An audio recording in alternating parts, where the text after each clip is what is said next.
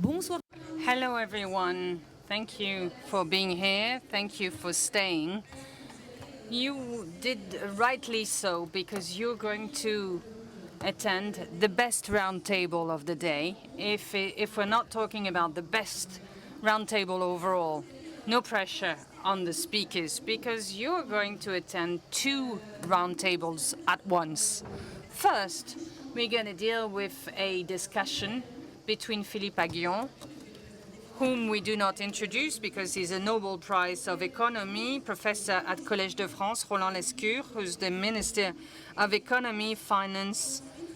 And then we will feed this discussion with the inputs of other speakers, who are Maud Vinet, president and co-founder of Kobli, whom you might have seen already if you were here on Thursday, because she was attending the inaugural roundtable. And if you're here today, it's because she was very interesting, and you would be right. Mingo Pai, Mingo Kai is actually the founder of Cathay Capital, then Arnaud de Puyfontaine, who's in Vivendi, and Vincent Policard, who's in charge of infrastructures investment within KKR. So I don't know if you had time to look into the title of this roundtable, but we'll have a helicopter view, we'll take some hindsight, and together we'll try to see and know what allows us to say that we are witnessing the rebirth of French technological ecosystem. Obviously, are we witnessing the rebirth of French technological ecosystem? And Philippe Aghion is going to introduce this roundtable, and we'll start answering this question. Philippe, what allows you to say what are the tangible elements which you can rely upon to say whether we are witnessing the rebirth of French technological ecosystem or not? Thank you.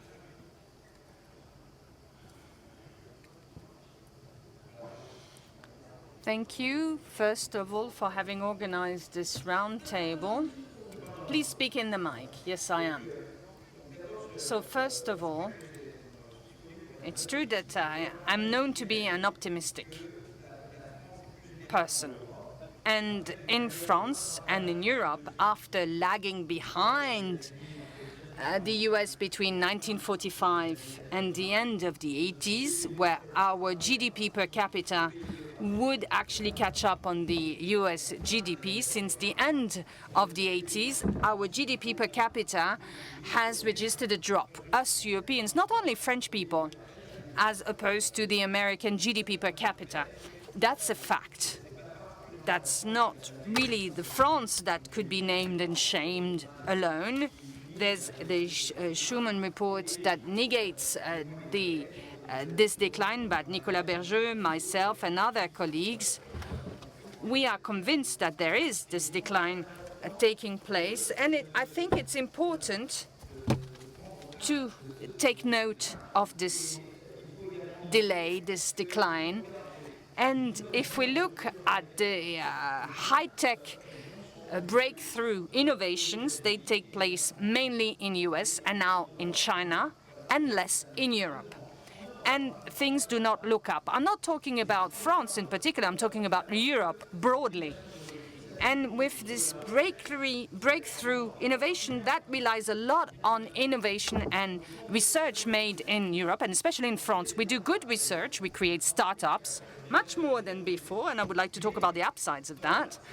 But this does not translate as much as we would like in breakthrough innovation in France. And if we look at the 5 most innovating companies over the 25 years, they are the same, and they do incremental mid-tech. Of course, there are new things coming up where we are at the cutting edge, and my colleagues will certainly talk about it. In average, in statistical average, but in the US, apart from Wellcome, we do not have the same companies today and 25 years ago, and it's important. We need to be aware of this problem.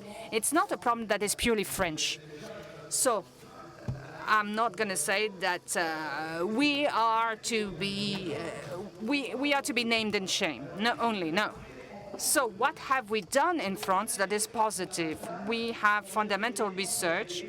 We have R&D research spending that it's 2.3% of GDP. In Germany, it's 3.3%, but especially it's done in private.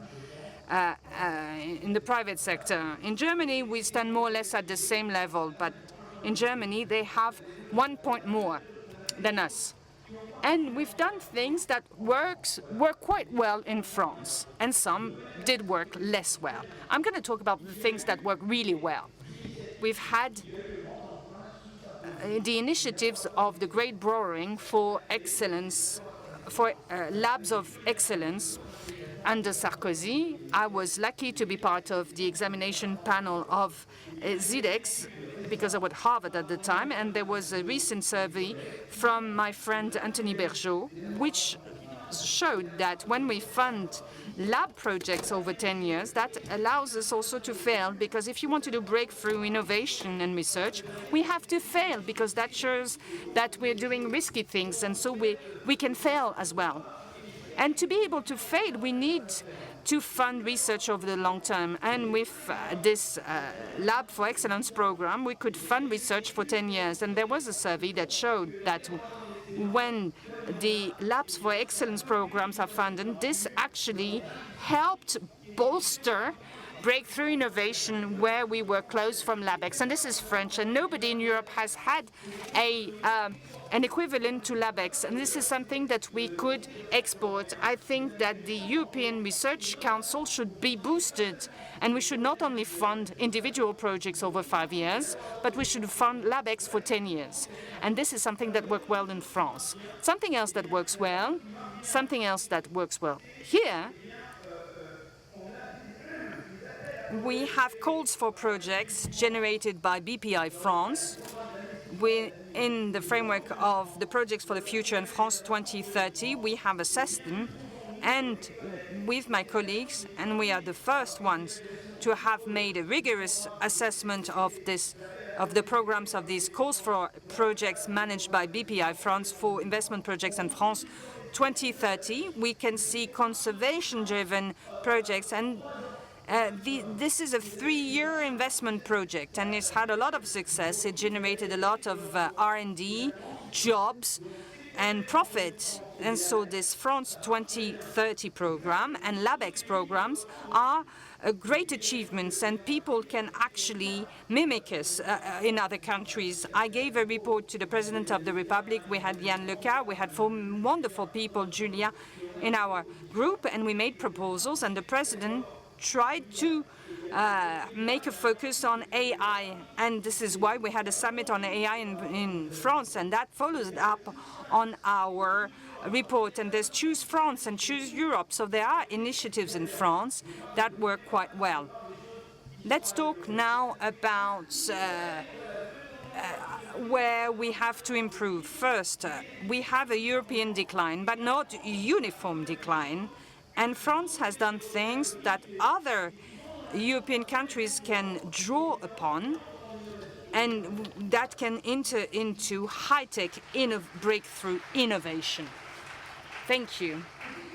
Indeed, I wanted to take a snapshot to talk about the state of play, concrete examples that can help us to know if we are witnessing a rebirth or not.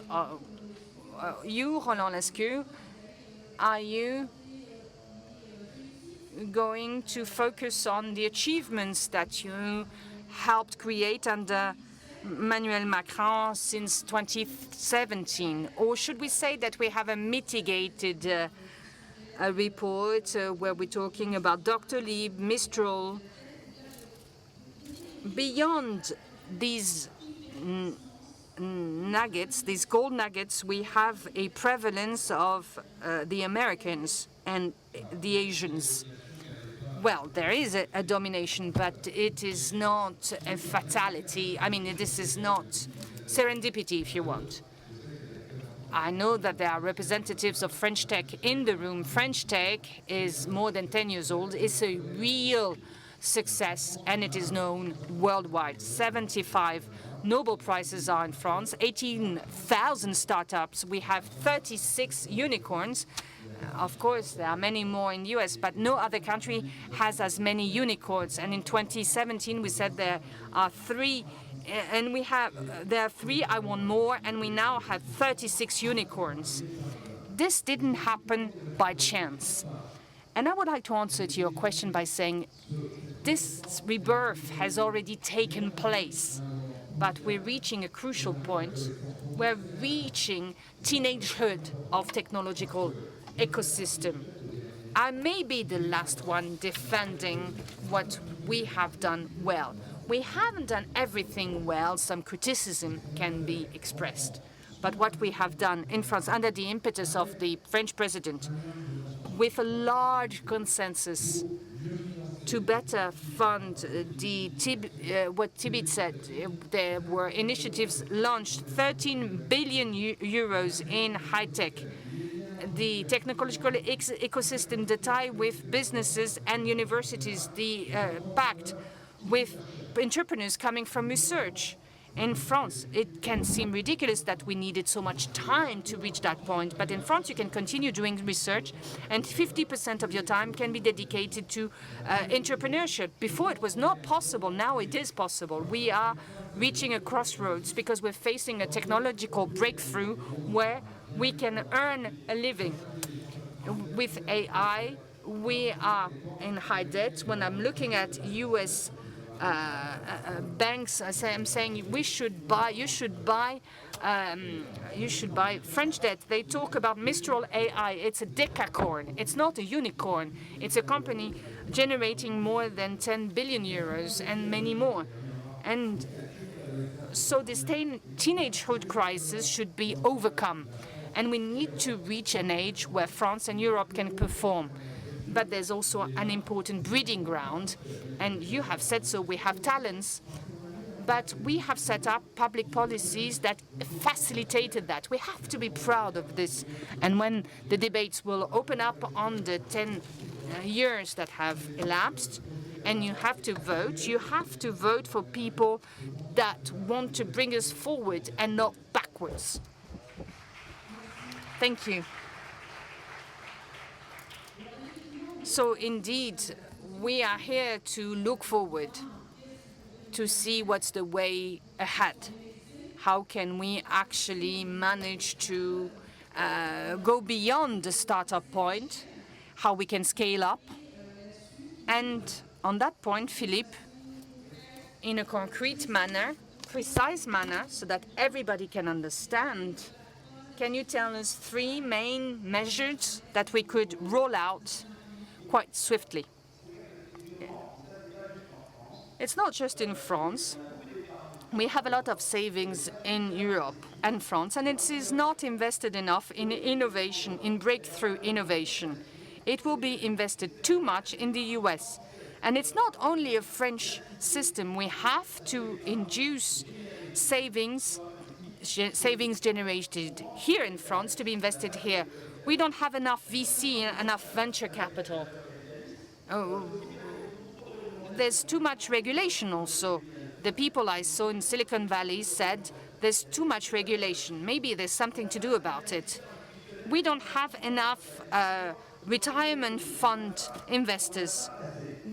In Sweden, in Denmark we have some, but we don't have enough in France. We have life insurance. If you let some money to your children, you pay less tax than if you just write out a blank will. So I'd rather invest in life insurance, and we have to amend the estate law, and we should rather invest in high tech. And this is where the benefit should go. We should have more benefits if we invest in domestic high-tech rather than if we invest in the US high-tech. I mentioned France 2030 that works. I talked about LabEx that works well. But there are horizontal patterns and schemes that are not well targeted. we're talking about 7 billion euros. And I'm not saying that we should reduce it, but we should look into it. We're not going to say we're not going to amend it, but I have to be convinced that the large distributors and banks need a lot of research money. Maybe we should re-gear the money on breakthrough technology and innovation. And I don't like the fact that until now it was a taboo. No, research credit shouldn't be a taboo. So we should have corporate subsidy systems that are better geared. And we know ERPAs, which is a good way to do industrial policies. If you do DERPA in defense and AI, in green transition and high-tech, that would be another instrument to foster breakthrough innovation. The European Innovation Council thinks that they are a Defense Advanced Research Projects Agency, a DARPA, but it's not. We should create the French equivalent with other countries along the same to create the same equivalent of the US DARPA. And this is how we can have a cutting edge, and this is the way forward, in my opinion. You have heard the message, Roland Lescure. We have heard the message of Roland Lescure. Maybe research credit shouldn't be touched upon, but it's not a taboo here, because I hear it every year. And we have to create public agencies that would organize and foster innovation by leaving a lot of autonomy to labs based upon the US model. That's part of the ideas of Philippe Aghion. What do you think about it? What's your take on this? Well, the research tax is very controversial. There's a lot of debate. It's true that the research credit tax requires a lot of research in companies, lambda research. But our corporate research should be more competitive. And when we're thinking about the Silicon Valley, we're talking about tech giants. And when they consider investing in Europe, their research centers are often in France. And when we talk about research tax credit, it may be unpronounceable, but it's important because we have to fund research and not only breakthrough innovation. We'll have this debate when we talk about the next budget bill. We are monsters, we can talk about it. We are at a crossroads and we need research tax credit. I'm saying no. But what we shouldn't forget is that in France we pay more tax on tax on corporate income than any other tax worldwide, and this is not efficient. So if we should focus research tax credit on innovation and applied research that could be done in the business world, why not? But we should lower the withdrawals but anyway, it's not essential. What is essential is funding. And especially when we're talking about going from fundamental research to breakthrough innovation, from breakthrough innovation to the business world, and from the business world to business growth. What is TB Fund? It's a professor, TB, who gave us an idea 7 or 8 years ago. And he said, I'm going to speak with insurance companies, and I'm going to propel you to invest in high-tech or startup companies, and you're going to make a commitment. And we're going to have a process where funds will be handpicked. We talked about 6 billion. TB2 is 7 billion. So now it's 13 billion. No other European country is doing the same. And the other countries are jealous. And this is why we actually now have to scale up these startups so that they reach adulthood. The real subject, you've said it, it's long-term institutional savings. We're not talking about 13 billion. We're talking about hundreds of billions of dollars. I had the pleasure of managing a retirement fund in Quebec. Hundreds of billions of dollars.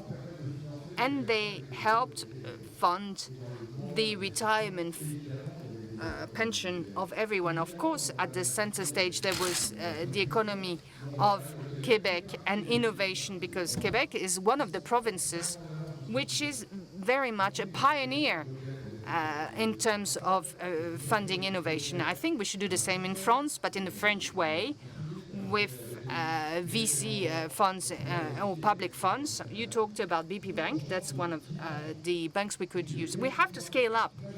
And another point which is really important, despite my neighbor on the left-hand side and other neighbors further away, and him, we lack a risk mindset.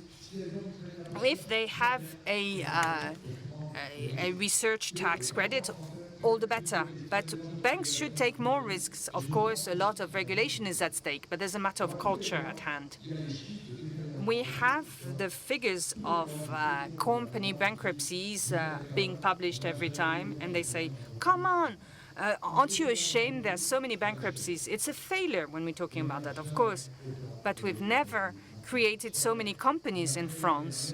Last year, 1,200,000 companies were incorporated and formed. So you have everything. You have individual entrepreneurs, startups, SMEs, and of course, they will not all be successful. We have to accept failure. We have to accept that some companies will go bankrupt, will maybe rebound and find something else, another solution. We have to rely upon institutional retirement funds, and we have to find a way and understand that failure, it can be good news because we'll find a better solution next time. Thank you. So you, Maudvinet, what about the risk culture? You have it, because you've been an engineer in the US, director of the program on quantic IT at the CEA, and you created COBLI,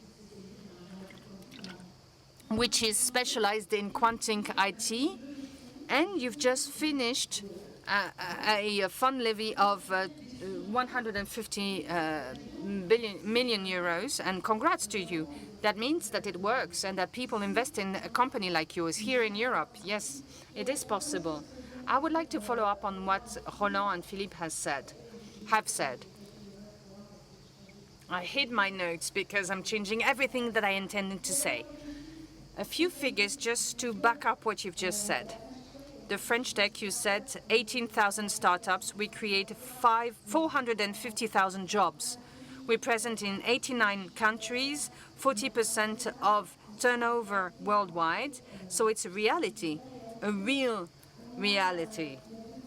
2 years ago, we created, under the impetus of Michel Delantre from the MES Fund, an association called France Deep Take, and that's an ecosystem that will connect all the stakeholders that will transform scientific discovery into an industrial added value. And this feeds what I'm going to say. This is the strength of the French ecosystem today, as a testament to what I want to say. That means that it exists, this French ecosystem. Yes, indeed. And I grew up in the French ecosystem, and it was not always the case. I was told never to fail, where every time you make a spelling mistake, you have sanctions. And so your approach to failure is different, which is different from the US, where the manager told me after 15 days, I don't like that you tell me everything that you haven't understood. I want you to show me the pattern, to explain to me the type of technology that we're trying to develop. And at 30 years old, it was a shock. It was an epiphany. And my relationship towards risk changed, and I became bolder. And I thought, okay, with courage, we have to do whatever we can in survival mode. But with boldness, we actually stepping out of the way and going out of our comfort zone. And this is how we managed to do better. And this is why I created COBLI. I formed COBLI. We're building a quantic computer. And we industrialized this quantic computer. What I said yesterday, I'm quite convinced that we're transforming. I'm actually completely convinced, I'm adamant, that we can transform scientific discovery into progress only if we industrialize it. So if we want to have performing quantic computers that will revolutionize calculation and calculus, we have to rely upon existing industry, and we have to make sure that the cost is affordable for everyone so we can actually entail and prompt a breakthrough in terms of quantic calculation. We have to be bold to do so. And how can we be bold? Well, we have to rely upon a system that will help us, that believes in us. When you talk about people that believe in you, what do you mean? Here, you mean public agencies? Well, I'm talking about the whole ecosystem, and this is where I was about to talk about the whole landscape, because, you know, I was helped by each and every one.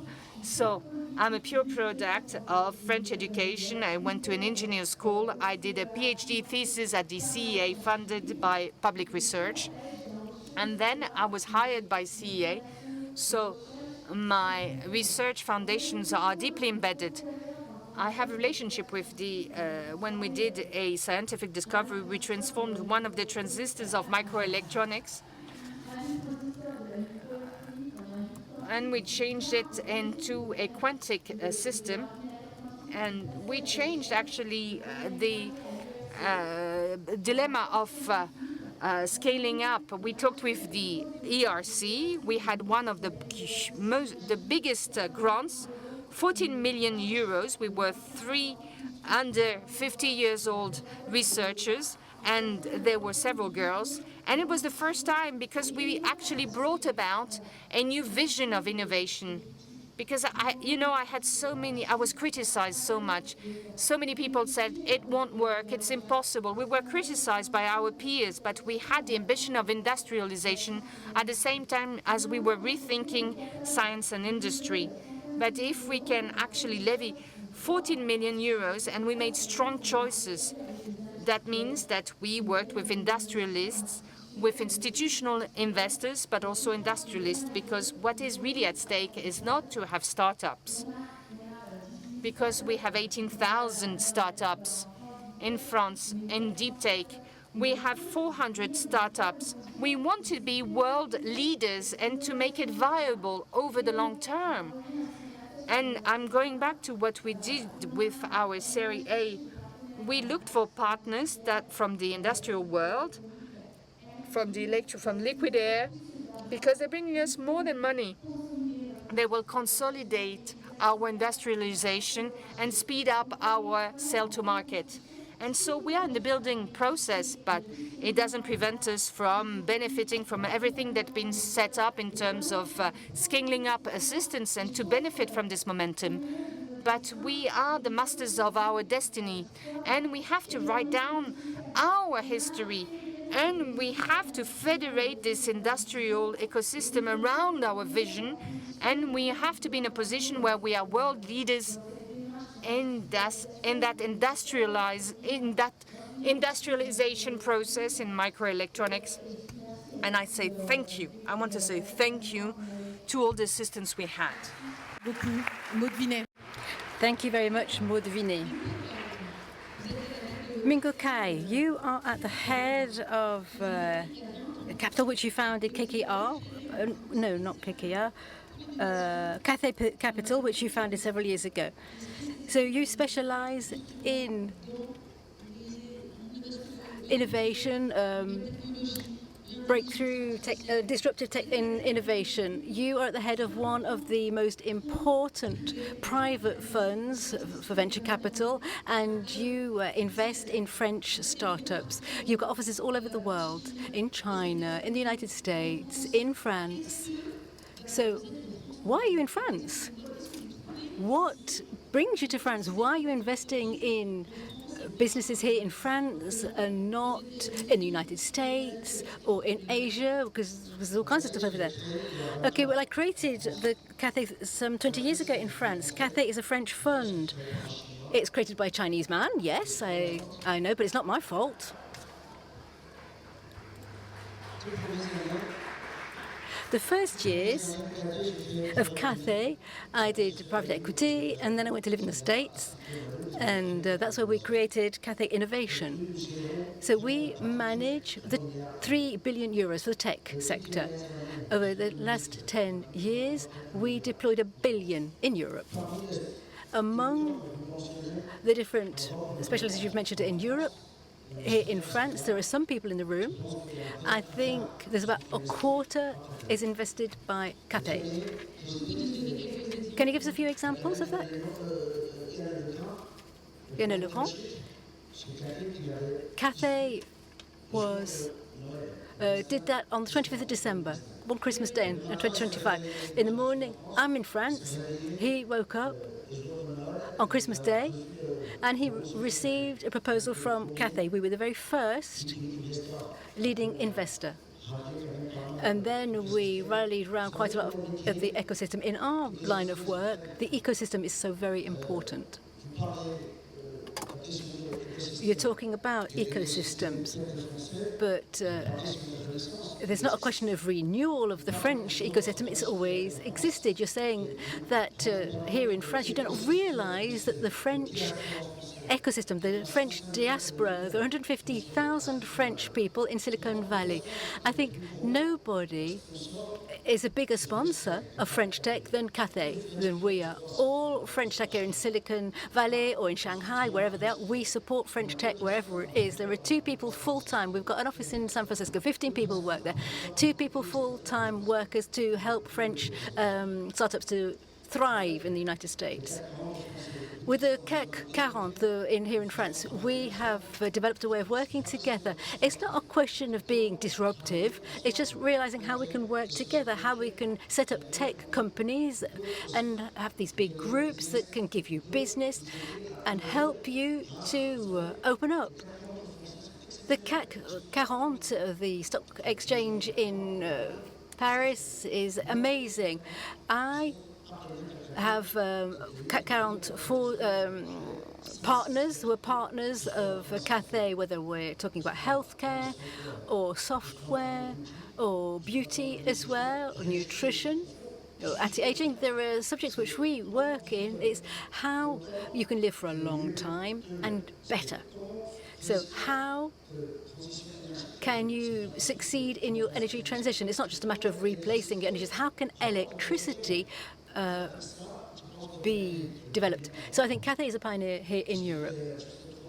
I'd just like to make 3 comments, if I've got enough time. I've written them down here.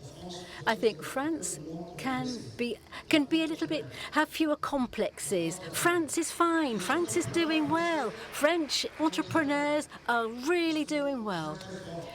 They're very strong all over the world. French engineers, not only with raw materials, they are leaders. You'll see some of the big tech companies in the Silicon Valleys. You've got number 4 and number 5 in the list are French. Not 1, 2, and 3, but 4 and 5, yes. So France can... It should stop thinking so much. You just navel gaze too much, you French people. You have to do things. And the French entrepreneurs in action are absolutely outstanding. I'm a witness to that, and I've benefited from this. They've got one of the most profitable funds in Europe. And another point is, we really have to work together. We've built this ecosystem with the startups and the CAC 40.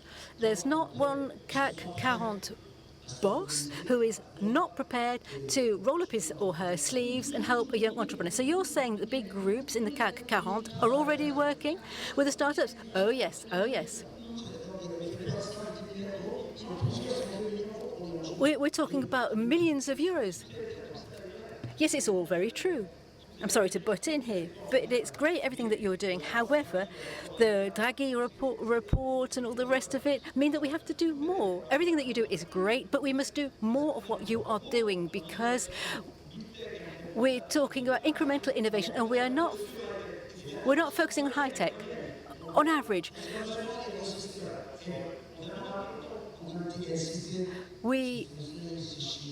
you shouldn't say whether it's French or Chinese. It doesn't matter. I've been in France for 35 years. I entered into a room and you think I'm a Chinese tourist. France is doing very well, and it works well with foreign talent. But we have to be integrated. I'm the boss here. I'm in charge of the timekeeping here, and I'm going to ask Arnaud de Puyfontaine from Vivendi, do you share the optimism expressed by Ming Pokai? Do you agree that there is an ecosystem which is already existing here in France, and we have to stop having such a complex, an inferiority complex? And we should just really take advantage of everything that we have. You're at the head of Vivendi, which is not a small group. So do you agree with Ming Pai Kai? Yes, I agree, because it makes me happy, and I prefer to see the glass half full rather than half empty. It's absolutely unavoidable. We have to note that for the past 10 years, there has been a lot of energy that has been given to stimulate innovation, to help entrepreneurs. And today we are in a position where our country in 2026, from this point of view, is much stronger than it was in 2017. And what we've heard today illustrate that quite adequately.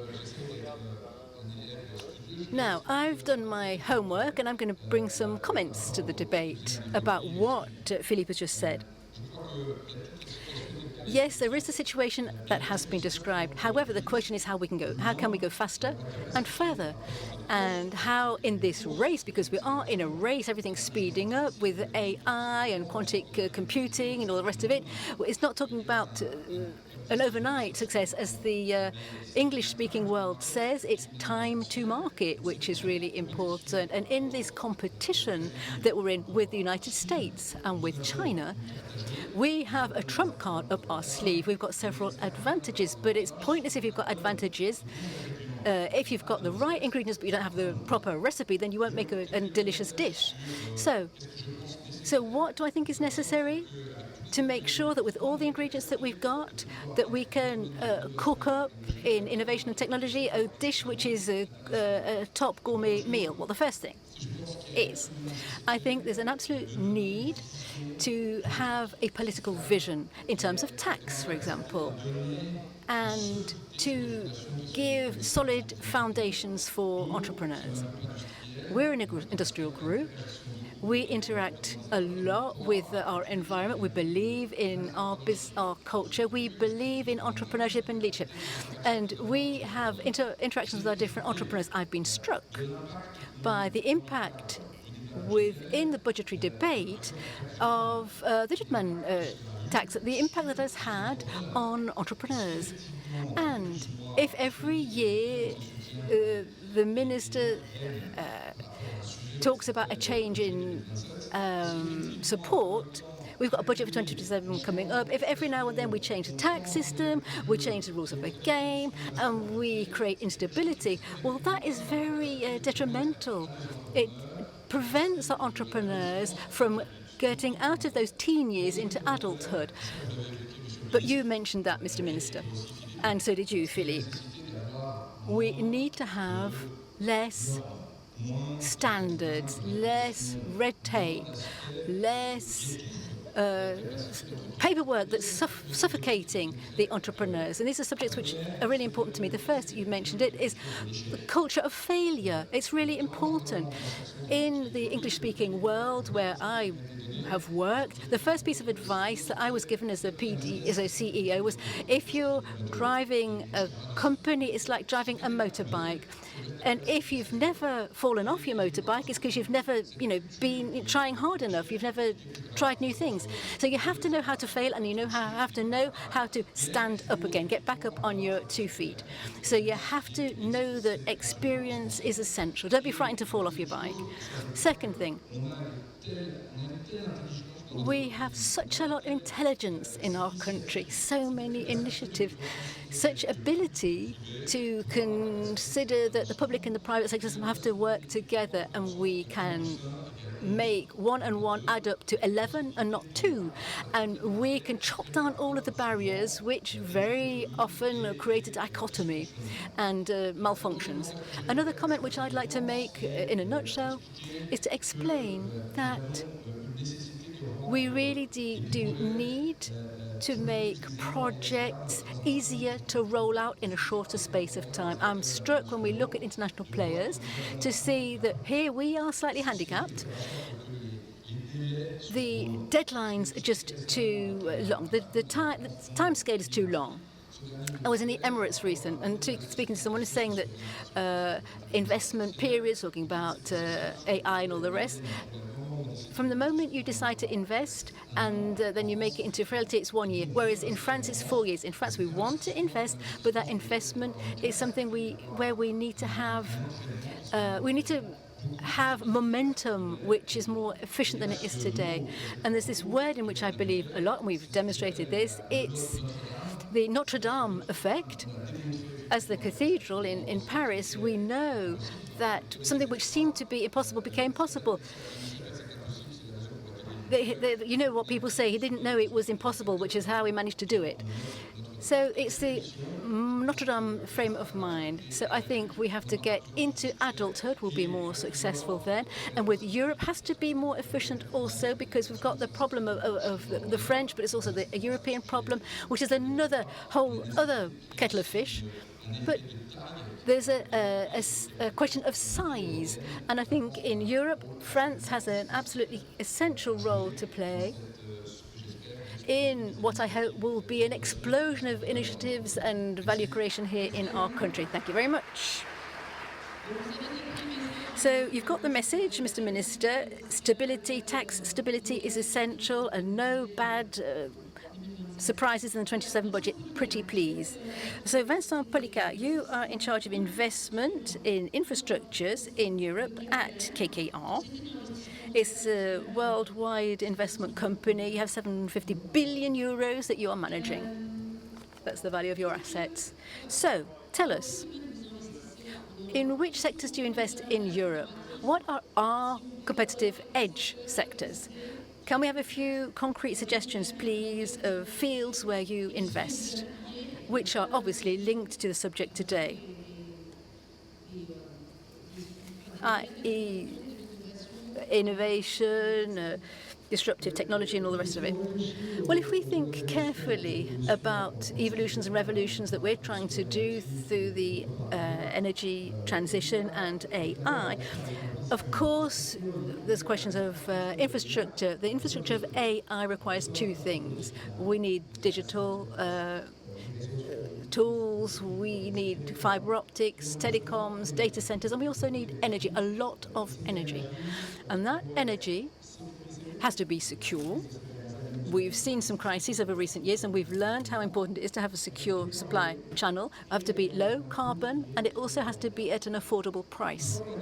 Once we've defined these categories and we take a look at France, we say then, okay, we're not so badly positioned when you look at our digital infrastructures. France has rolled out its fiber optics way ahead of many other countries. We've got a good mobile infrastructure, and we've been working hard, thanks to the government over recent years, on data centers. We've seen some recent announcements. So for digital technologies, we're quite comfortable. Energy now. If we want safe, low-carbon energy at a good price, in Europe that means nuclear power, and it means renewable energies. And here, again, France has got some really good trump cards up its sleeve. It's better skilled in nuclear energy than many other countries. And in France, we've got these huge reactors. We've got the SMRs as well. And in renewables, we've already done a lot of stuff. So when we take a look at this and look for your digital infrastructures, your energy infrastructures, which are going to make you able to create AI infrastructures, then we're quite well positioned here. So thank you very much for that. Before we hand the floor back to Philippe Agnon and Roland Lescure, I would like all of you to take 1 minute, but just 1 minute, to say how we can we've made our try in rugby terms. How do we kick the ball between those posts? So how do we enhance the situation? How do we really go one step further? So that Maud, for example, so that we're not staying at the scale of a startup. If you have one thing to say, what would it be? One take-home message.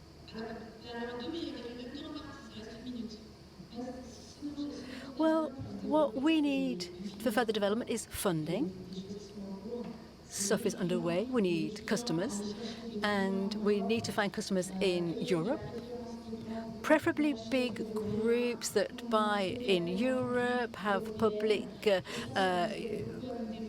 contracts, like what has been done in the National Quantic Plan, where there was a commission by the state, the DGA, that really structured my company, and it enabled us to leverage private investors. That was so powerful. Thank you very much, Maud-Vinet. Mingpo Kai, if you had one message to give for improvement. Well, today in technology, we have open source. Use it and create your own strong sovereignty. If you are weak, you close your doors on your windows and you say, yes, I'm the king of the castle, that's no good. You need to be in your ecosystem and use open source. Open source is the solution, and it's Europe's hope, or whether you're Chinese or American, take it and use that technology transfer, use open source to make these vertical solutions. That's what French industrialists are doing. They're really good at doing that. You have to know it. You have to have that savoir-faire, that expertise. Arnaud Dupont-Fontaine, you've already mentioned several subjects. What would you like to add? Well, Philippe referred to the Draghi report and Europe's vision, what needs to be done. It's an outstanding report. We really have to put it into action. I would be for a Lescure report, which would list the 10 commitments of the French government on all of the points that we've mentioned, to take commitments for the long term, which means that we can create this virtuous circle which will change the landscape and enable all entrepreneurs to reach the adult state and become players and change the game on the international stage. So I'm waiting for the Lescure report with bated breath. Vincent Policard. 2 messages. The first one is to create public-private partnerships. Philippe mentioned that. There are not a lot of public agents remaining, but never mind. We've got a lot of private investments. So we have to recreate this enthusiasm for public-private partnerships. Second message, it's great to have public policies that are ambitious, that are meaningful, but you have to be able to implement the projects. Simplify the red tape, calls for this, that, and the other. When the locals are up in arms, you have to... Roland Lescure, I hope you've been taking notes, and I hope that you're going to take away quite a lot of tasks and recommendations to make. First of all, well done. Do you want Philippe first? No, you. Off you go, Roland.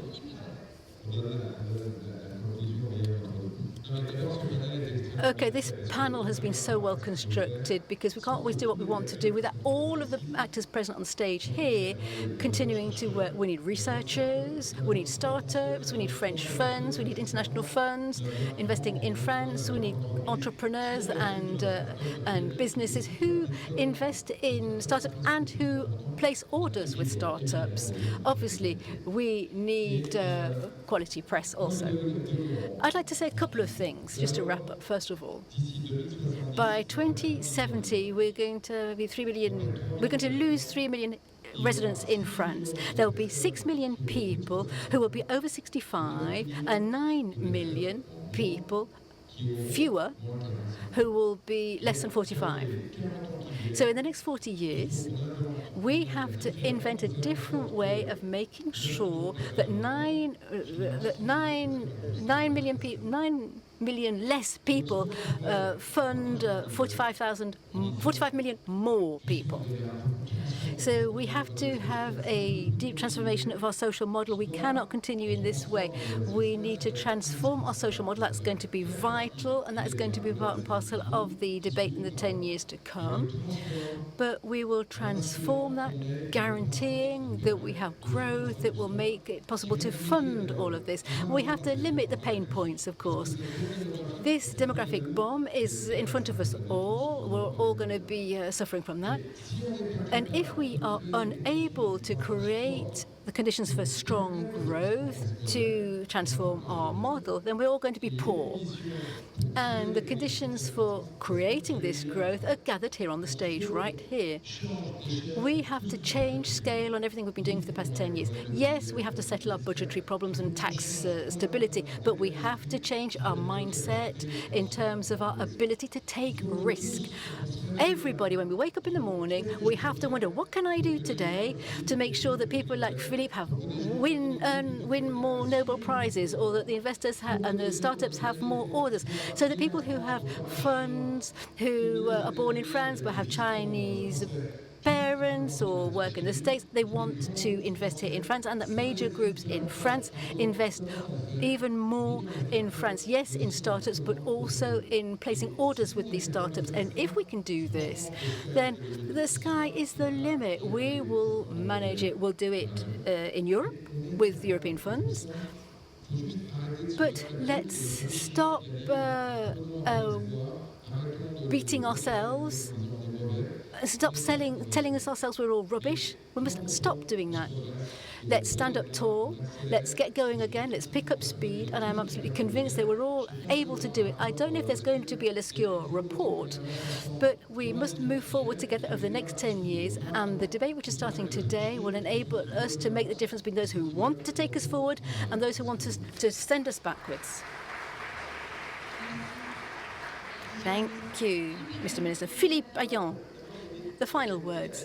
I talked about that demographic decline, which is a real problem. But, you know, in France and in other developed countries, there's a lot of lost Einsteins and Marie Curies. These are children who are very clever, but are born into families that were unable to satisfy their aspirations, who were unable to allow them to be entrepreneurs and innovative. We really have to look at our educative system. The Republic has to be back. Any child from whatever background has to have access to a quality education that will allow them to become innovative. In that way, if we have a proper school where you learn the basics, how to read, how to do your sums, it's really important. We'll have much more innovation like that. Yes, we are having a demographic decline that might make us want to reduce the budget for teaching. But no, we mustn't. We must have better quality teaching. We have to have people who can innovate.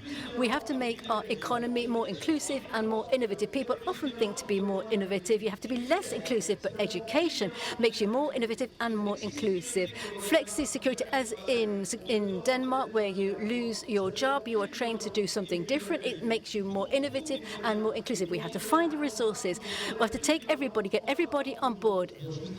Can I just butt in here? And diversity, too. We have to defend immigrants, people from the different underprivileged neighborhoods. Yes, we need immigration for work, selected immigration. The United States was innovative because it had a lot of immigrants in it. The Canadians is a country of immigrants as well. And Japan isn't innovating anymore because their population is aging. So you have to be able to steer things intelligently. We will need immigration. And let me say one final thing. There's a huge danger hanging over our heads. In 1 year, we may have a populist government. You can be sure that if you have a populist government, it's an end to innovation. The Draghi report is in the dustbin. France will not be able to play its role. It will not be a driver to take Europe to the top again of the innovative pile. It can become an innovator again. Without France, it's not going to be possible. Draghi cannot take place without France. And if you've got populists in power in France, it's over. Draghi is over. And do not believe, I know there are people, even among entrepreneurs, who think that we can get on with populist parties. It's not the case. It's not true. They will upturn the standards. We know what happened in the UK after Brexit. It was a terrible blow for them. We know where populism will lead us. We have to do everything to prevent populism. And being inclusive is one of the ways to do that. We have to understand the huge cost that there would be if we had the populists. The entire schedule that we talk about today will be completely brought to a grinding halt. Thank you very much. I didn't know it was going to be such a political debate. However, thank you very much, everybody, for staying right till the very end, and enjoy the rest of your...